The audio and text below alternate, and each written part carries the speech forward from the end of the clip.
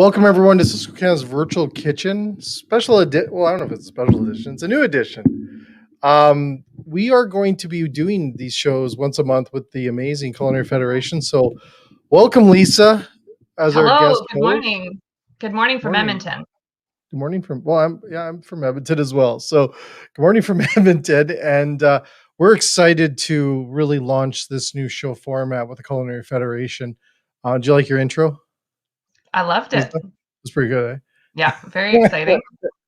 Right. So really the idea about bringing ideas and culinary and everything food service, you name it, from around the globe, as I've been told, is really around the idea of in the field with the Culinary Federation. So we're excited. Lisa, you know what? Do you want to kind of introduce who we have and what today's show is going to be a little bit For about? sure. Absolutely. Well, I'd also like to introduce myself too. For those of you that don't know me, I'm the National Administrator for the Culinary Federation. So I get the lucky opportunity to work with chefs every day, including our guest that we have that's tuning in all the way from the Okanogan today. We have Jeremy Lipin, who is the Director of Culinary Hospitality at Summerhill Winery. And we're really excited to take time to be with you in the Okanogan. This is the only way to travel right now, and just take a look at that view. Well, welcome, yeah, Jeremy. It's good to see you, Lisa and Jay. It's a great day here in the Okanogan on the farm and the winery. So we're just happy to welcome you to a little part of our world here, which is quite nice actually. Yes, looks beautiful. Yeah, so today I think we'll just be kind of like taking a tour of the farm. We'll be walking around, showing you different things that we do here. I will be walking. If I get out of breath, it's because I'm out of shape because there's no sports for me to play and the gyms are closed. So if I'm huffing and puffing, that's why. So just a little bit about Summerhill. We're situated on 80 acres overlooking Okanogan Lake. We have about 47 acres out of the 80 planted. And then the rest of it is used as we have a 6-acre wildlife preserve. We have about a 3.5-acre culinary garden, and then obviously buildings and infrastructures. But some of the land is just left alone to be and act as a little ecosystem to our property. So we've been growing organic grapes since the late 1980s. Our first production was around 1993. And we're most known for making sparkling wine, but our portfolio is a lot bigger than that. But our Sipes Brewed is probably one of the most popular things across Canada and around the world. So welcome, and I enjoyed taking you on a journey today. That's awesome. That is the most gorgeous scenery ever. You lucked out with a beautiful day, that's for sure. Oh, we totally did. We went from like gray skies and raining on the weekend to this. I was a little bit nervous. I was going to walk with an umbrella and my phone, but I'm really glad that we get to share this with you today. So, I love that you. Sorry, Lisa. Oh, I just was saying how I loved when earlier you were talking about that it's not only a winery, it's really just an active farm. So I'm looking forward to hearing about that today. Yeah, so like our when you come to some people have been to wineries and they're these beautiful awestruck like buildings, and they're very like winery-ish and like very fancy. For us, we're like a full-on working farm. Like we have a tasting room, we have that, but we're very much a historical farm. Behind me right here, Malin House. It was built in the 1800s. It's a historical property on our property, and it's open for tours. You can walk inside of it. You just walk around, and it literally is just our farm. There's our old farm truck behind me right there. And then right next to the Malin House here is the start of our culinary garden. So when COVID first hit a year ago, we've always been growing, but we took a huge look at how we grow food and what we want to do with that. And for us, it was about food security and how can we have access, availability to organic food year round. So when we sat down with our garden team and our culinary team, we decided that we were going to up our production and that we were going to utilize everything that we possibly could. So we sat down in January made a list of kind of what we wanted, where we saw our menu going, and then we tasked our farm team to help get us there. To give you an idea, last year and previous years, we grow about $50,000 worth of organic vegetables. This year, we've tasked our team to do about $130,000 worth of Wow. vegetables. So we're almost going to triple our production. And it was like, how do we do that? And then how do we get it into the kitchen? And during our busy season, be able to process it, use it, ferment it, pickle it, can it, whatever, so we can use it all year. So we have a massive gardening map on how we do that. We look at what we can leave in our soil through November, December, even into January. What at the end of the season we cover.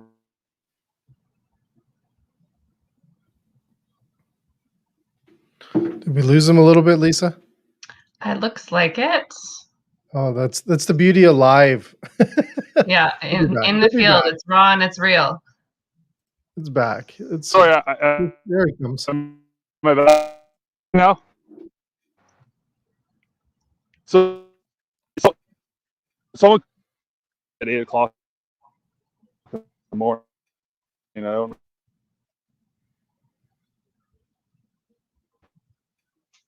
We're losing him. It looks like it. Oh, there he comes. He'll come back. So that's amazing, Lisa. When you look at, I love the depth of detail that goes into a winery like this. I'm blown away by it. And the Well, tour that I we just got love the earlier. holistic approach. Yeah, like it's amazing. Everything's got a reason. Really well thought out. Just unbelievable. Beautiful.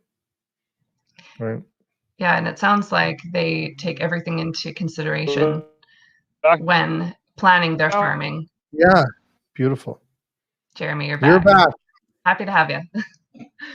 We were just talking about the holistic approach of the winery and the farming that's going on there. I'm sure that's where you were headed to with your tour.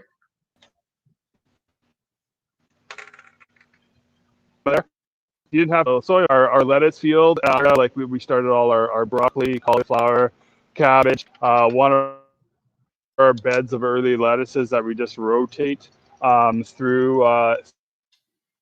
So normally we're very good, and then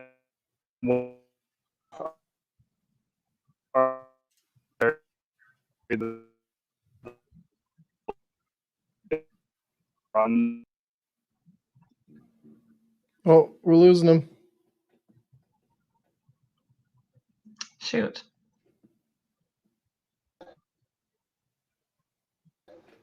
I'm wondering if he's walking a little away from the Wi-Fi. Walking too far away from his internet signal.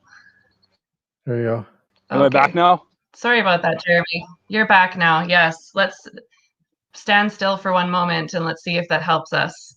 Yeah. I wasn't on the internet. There we are. Maybe I'll walking. I'll stand still. So there's a nice. So with our garden, we start, obviously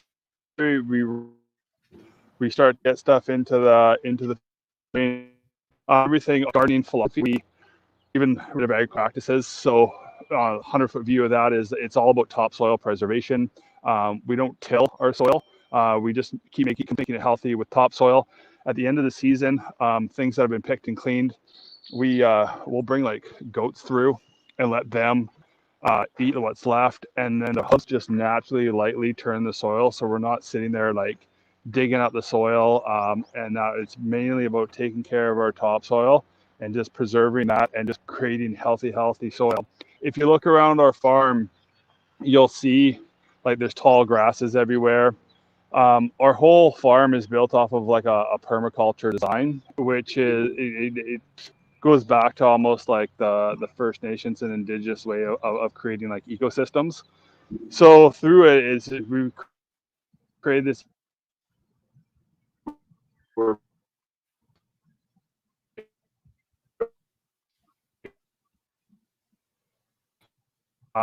infestation because things.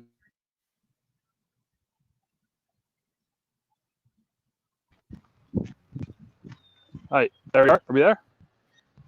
I think we're losing them again. We're losing you a little bit here and there. I'm thinking maybe the best bet is to walk back to where you started so that we had good signal there. But we did hear about the permaculture. That's where you kind of cut out a little bit, is about the design and the reference to Indigenous practices.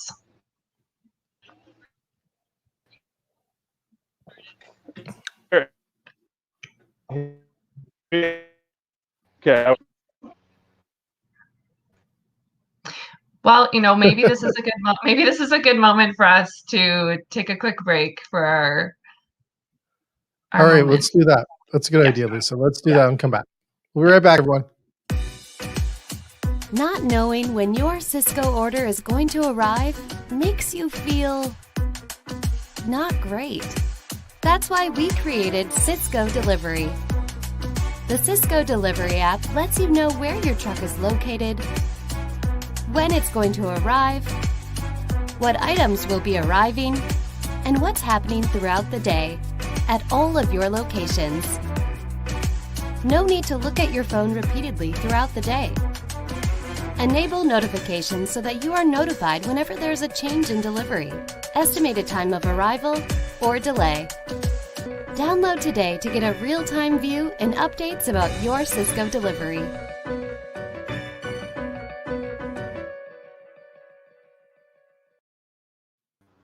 There we go. Okay, we're back. And Okay, it looks I promise like Jeremy is also back. I promise I try not to move. So Yes, that's great. As we were talking about like permaculture, so when you kind of like talk to people about it, it can get a little bit confusing and lost in it. And I think a lot of people have seen like the YouTube video of what happens when they reintroduce wolves to like Yellowstone National Park. It just pushes everything back to like where things are supposed to be and how the ecosystem comes back to life. And that's kind of like our farm is like we have things planted in certain areas to keep them there, to keep pests there, to keep bugs out, so that they don't attack the vines, they don't attack our garden, and it doesn't get overrun with aphids or anything. So the whole idea of that is based off of just this complete healthy living system that we have here on the farm. So we also have a forest garden, and those were everything that was like indigenous to our property when the owners bought it. So in that area, it's hard to see, but it's on the other side of that house in the willow tree. There's 2.5 acres of just wild growing. So we harvest about 1,100 pounds of wild arugula off our property from over there. Anything from stinging nettles to dandelions our kitchen uses, but we also have wild asparagus that grows. And then for us with our asparagus, it's about not taking more than we need. It's about understanding how much we have so that the female asparagus can actually go to seed, root themselves, and come back. And then we have mulberry bushes, choke cherries, peaches, walnut trees, and all that just lives like in our forest garden. And it's at the end of that really big sloped land over there. So our need to water it on a regular basis is actually quite low. So when we plant our garden here, it's like we try to use it at the valleys of vineyard rows where the soil will stay moist and we don't have to use a ton of water, and where water naturally collects. So we have a stream that runs through the property. In there will be our water crest. There'll be stinging nettles found around that stream as well too. But what we do is we plant all our squash around that area, because the squash roots will actually go down and help find water. So once again, our ability to need to use water to plant is less. Summerhill, it's about living in harmony with our owner says man and nature, but like we want to live in harmony with what we do, and never take more than we actually need. So that's basically like our farm, kind of in a big nutshell. I wish I could walk around and show you some parts of it, because it's really interesting and really neat. we do have a pyramid on our property. We're obviously Summerhill Pyramid Winery. One of the biggest questions that we always get asked is, why is there a pyramid on our property? And our owner Stephen is a huge believer in sacred geometry and finding inner peace. So it was built in the same replica of the great pyramids in Egypt. It's 1/16th its size. It's at the front of the property when you come in. And the really interesting thing about that is all our wine, after it goes into bottle and as it's going through bottle shock, will find its way into the pyramid for 30 days. And it just kind of finds peace and harmony in the bottle while it goes through bottle shock, and then it goes into our warehouse, and then obviously it gets cellared if it needs to be aged, and away you go. But it's in normal years, it's open to the public. It's free. It's not one of these things that he charges for, because he's a big believer that it's for everybody, and it just shouldn't be something that we charge for. Right now there is a movie being filmed in it, so it's completely empty, which is kind of unique and good. But that's kind of where we are with Summerhill. Our philosophies here, like, we're a little bit different restaurant than most. We actually weigh our waste, which may sound really weird to a lot of people that are listening, but our whole idea is, we know how many pounds of vegetables we have coming in and food coming in, how much of that is going back out, how much is being used, and then we take that in consideration to plate size, to everything. And our whole goal is to minimize our waste and to actually become a restaurant with a zero waste. We compost everything. We actually have 4 different composts. We obviously have a cooked one, we have a raw one, we have one for shellfish, and then we actually have one for chickens as well. So you can imagine being a bus person here at Summerhill, and when you clear a plate, you're just not scraping it. You got to divide stuff up and make sure that it all lands in the right bin, so it can land back in our farm, so that it can be composted, returned back to the vineyard, returned back to the garden. We do have 100, I think we're about 120 chickens on our property. All our eggs come from there. A lot of them are heritage breed hens. The same thing, we'll let them go through the vineyard, we'll let them go through the gardens at the right time. We do have a little bit of mobile coops for them, so we can move them around our property a little bit and just have that natural part of the chicken kind of walk the property. It's Summerhill is a B Corp company. For those that don't know what that is, it's about caring about people, the planet, and profit. We don't put profit before those two things. So when we make decisions about what we do with our food and how we do it, we always put the planet first, and how, if we're gonna negatively impact the planet, then we don't really want to do that with our food system.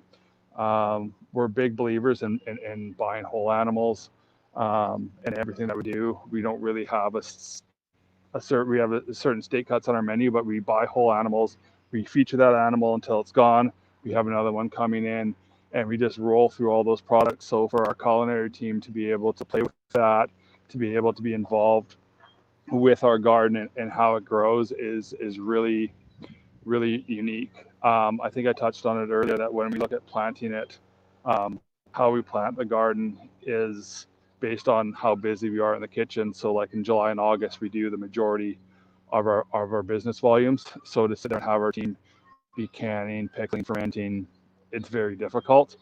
So we all the stuff that we want to use for the winter, make our own tomato sauces, things like that can get us through our winter months. We tend to harvest in late August, early September, as our business volumes start to slow down as kids go back to school and tourism stops. It gives us a chance to then get ready for everything. Last year we pickled and canned, fermented over 3,000 liters of stuff. Oh wow! Jeez,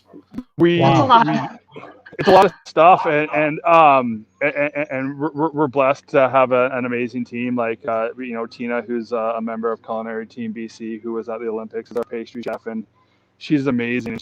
She makes marmalade, like squash marmalades, and all the stuff that we use for high tea comes from the garden, and it's just this massive thing. We do sell a lot of the stuff that we pickle and that, but it's just how can we save food for the winter when we're not pulling what we want to do out of the garden, and how do we write our menu around that? I love that. So Jeremy, that was a really long rant without stopping. No, that's great. Jeremy, how long have you been at Summerhill? This is my 4th year at Summerhill. It's my 2nd trip at a winery restaurant. So I used to own a winery, a Terrafina at Hester Creek Winery, and then I spent some time at a golf resort, but it just didn't feed the passion that I had for like food and wine. So when the opportunity came back to come to Summerhill, I jumped on.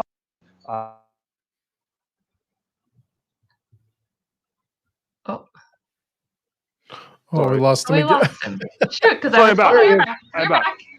Great. Someone's gonna stop calling me. Oh yeah. Oh my gosh, that's the worst.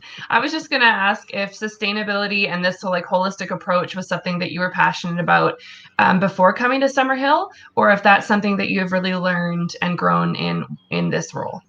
I've always been passionate about like sustainability, about purchasing food the right way, supporting companies that do it, and kudos to like Sysco.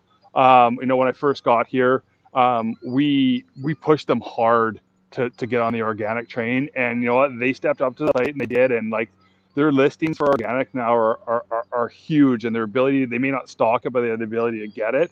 And it's really awesome to see like larger companies understanding the need for sustainability, for organic, and offering those to their customers. And then obviously the more customers that jump on the sustainability train and the organic train, the easier it's going to be for everyone to get. So like, it's really awesome to see what's happening. Also sad in the world when it comes to our food production, and to see that companies want to make the right choices and do the right things. When you look at our food security around the world, and it's not, you can watch documentaries and shows like all over the place about what's happening to our food. It can be a little bit scary. So it was a big thing for me. Sustainability has always been huge living in the Okanogan. Like, I don't want ever like chemicals going into that lake, right? Like that's our drinking water. That's a bunch of other stuff. So for us to sit here and want to spray chemicals and then have it run to a lake is that. But Summerhill definitely fed my passion for sustainability, and it gave me the opportunity to fully live it. Where like I think sometimes as chefs, we have our own passions, but then we have ownership sometimes that doesn't share those passions, and it's a little bit of a struggle. And I've in my life taken jobs based off of the dollar figure they've thrown at me, or the need because I need to work, right? So when I had the opportunity to come here, it was the place where my values and the business values most aligned. And it was the first place where I actually didn't need a job. I already had one. And I interviewed them so hard to understand like what their values were, what they wanted to do, and what they were willing to let me do. And then afterwards, we had a meeting in the pyramid, we had an interview in the pyramid. And just to feel the energy, and it was really awesome. And then, it's not without its struggles or challenges, but when you get to work at this every day and you get to grow your own vegetables, you get to truly live your passion on a plate for sustainability. And for us, like, when people go eat at wineries, it's always this really high-end, fancy, for the most part, experience. For us, that's not what our owner wants. Our owner wants us to be like for the everyday person, for families, for everything. So we're kid friendly. We've got like, healthy kid friendly food, and we're just serving really unique experiences to everybody. He doesn't want organic to be so expensive that it's exclusive. Food should be for everybody, and this should be shared with your family. So amazing. Well, as a mom of littles, I appreciate that.